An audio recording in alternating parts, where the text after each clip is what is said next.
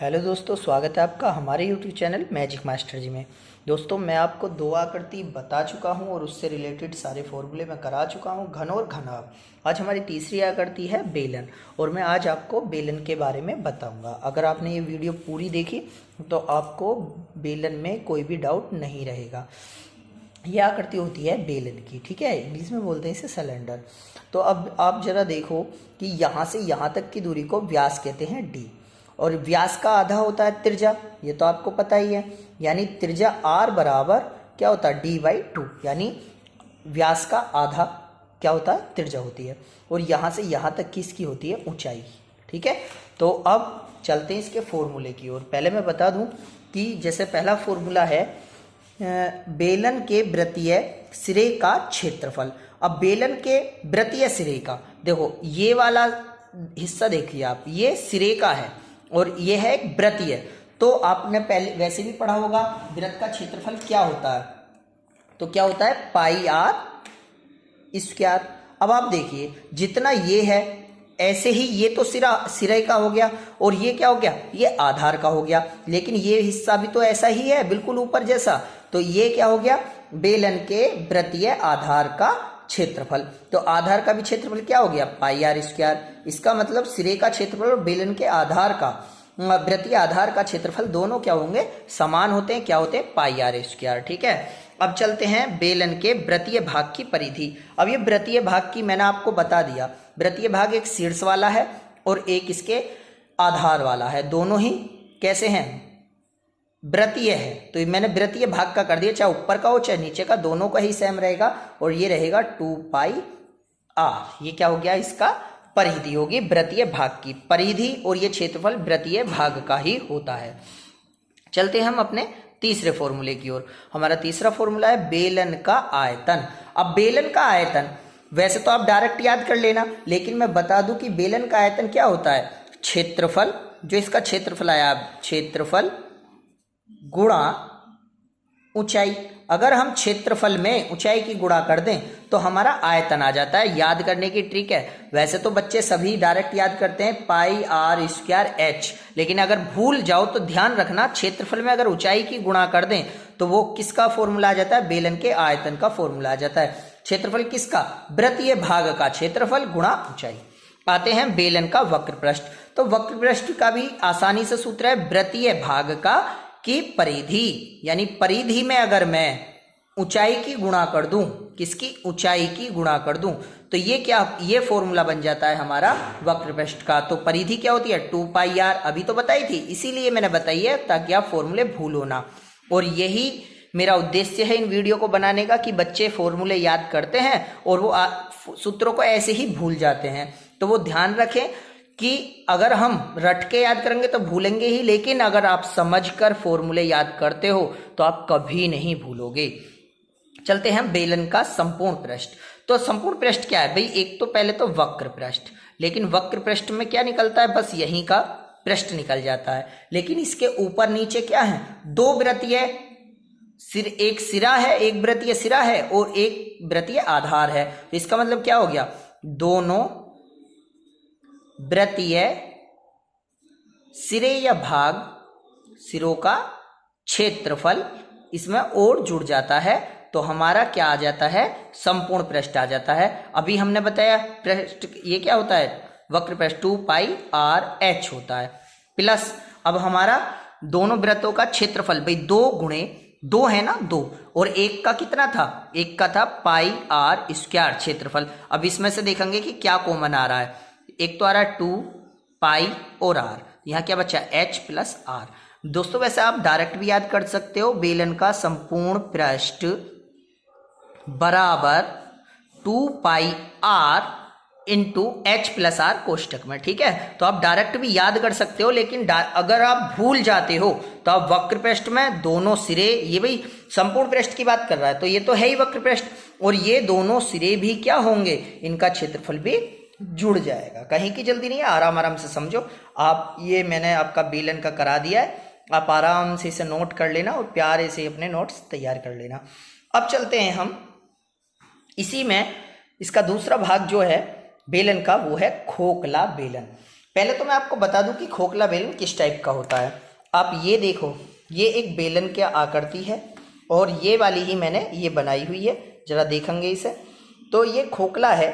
ऊपर एक बेलन है, ये देखो, और अंदर भी क्या है, ये दूसरा बेलन है। यानी ये एक, ये दिख रहा है आपको, ये इसकी मोटाई है, किसकी, ये बेलन की मोटाई है। ठीक है, तो अब मैं बता देता हूं कि इसका जो पहले रेडियस मध्य से बाहर तक की, इसकी जो रेडियस यानी त्रिज्या है वो मैं यहां से यहां तक की ले लेता हूं। ये ले लेता हूं मैं कैपिटल आर। क्या हो जाती है ये, कैपिटल आर। और अगर मैं सिर्फ अंदर की बात करूं, यहां से यहां तक की, ये ले लेता हूं मैं स्मॉल। तो सबसे पहले तो मैं इसमें ही तुम्हें संबंध बता देता हूं, क्या संबंध होता है। या अगर आप लोगों को मोटाई दे देता है या कोई एक त्रिज्या देता है या दोनों त्रिज्या दे देता है, मोटाई पूछता है, पहले तो मैं आपको उसमें ही बता देता हूं। तो पहले मैं आपको मोटाई के बारे में बता देता हूं। देखिए, ये हमारा क्या है, बेलन है, आप देखो बिल्कुल, ठीक है। और इसकी जो मोटाई है ये वाली, ये मोटाई, तो मोटाई बराबर, भाई मैंने बताया था ये यहां से यहां तक की एक त्रिज्या है यानी कैपिटल आर है, माइनस फिर अंदर वाला जो दो बेलन समझिए, एक अंदर है ना, उसकी छोटी यहां से यहां तक की। अब यहां से यहां तक की में से यहां से यहां तक की अगर मैं माइनस कर दूं तो क्या आ जाएगी, ये इसका ये वाली चीज आ जाएगी, मोटाई।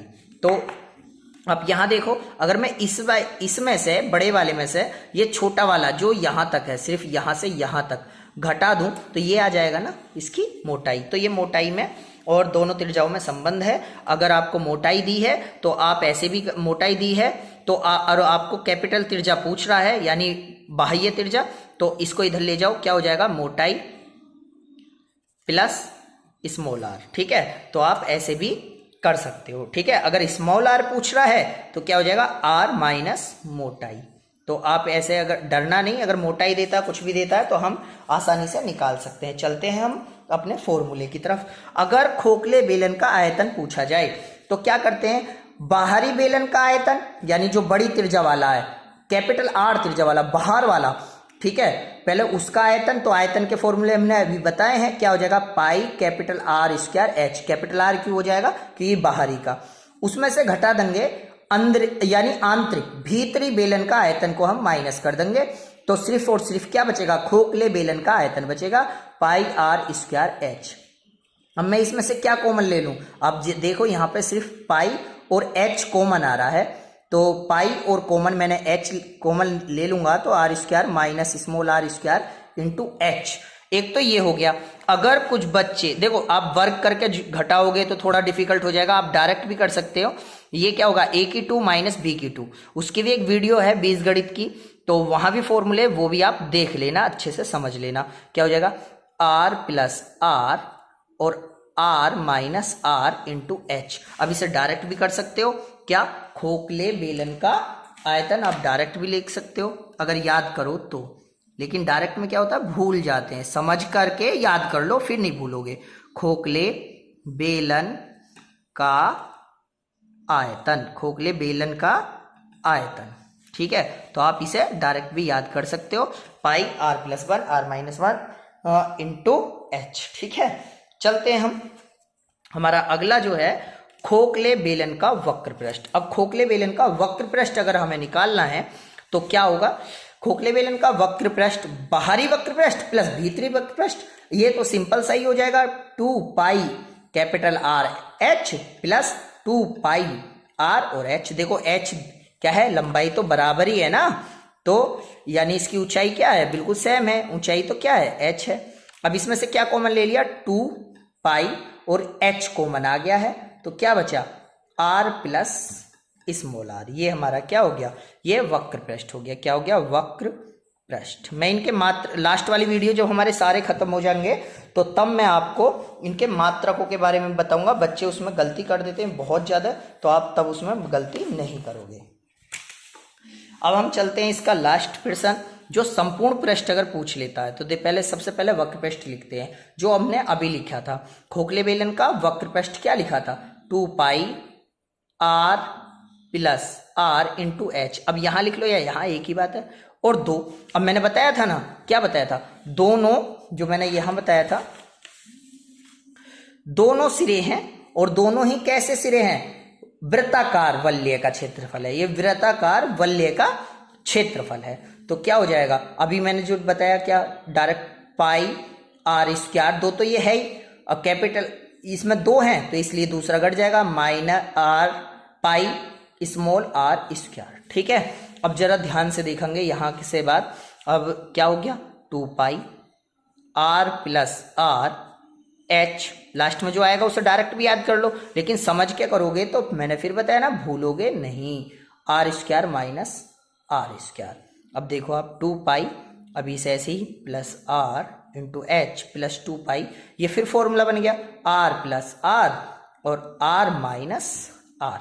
ठीक है, अब इसमें से क्या कॉमन ले लेंगे, 2 पाई और आर प्लस आर कॉमन ले लेंगे, यहां क्या बचेगा, और आप एक बात और देखो, यहां पे क्या बचेगा, आप देखो कॉमन जो लिया यहां पे सिर्फ एच बचा, प्लस यहां क्या बचा, आर माइनस आर बचा, एक ये हो गया। तो आप संपूर्ण पृष्ठ का, किसका संपूर्ण पृष्ठ, खोखले बेलन का संपूर्ण पृष्ठ अगर आप याद करोगे तो ये डायरेक्ट हो गया, लेकिन अगर भूल जाओ तो सीधा सीधा हमारा फॉर्मूला मैंने आपको बता दिया कैसे कैलकुलेट करना है। तो 2 pi R plus R H plus R minus R. एक बात और बता दूं मैं आपको, जब भी हम इनको इजीली याद कब कर सकते हैं, जब हमें इनका ये पता हो कि ये कैसे बन रहे हैं और कहाँ से आ रहे हैं, अगर क्षेत्रफल जुड़ रहा तो कौन सा जुड़ रहा है, इसीलिए मैं ये वीडियो बना रहा हूँ ताकि आप भूलें नहीं। अगर आप डायरेक्ट याद करोगे तो आप भूल जाओगे, 2 महीने में 3 महीने में आप भूल जाओगे, लेकिन अगर समझ के करोगे तो आप नहीं भूलोगे। ठीक है, अब हम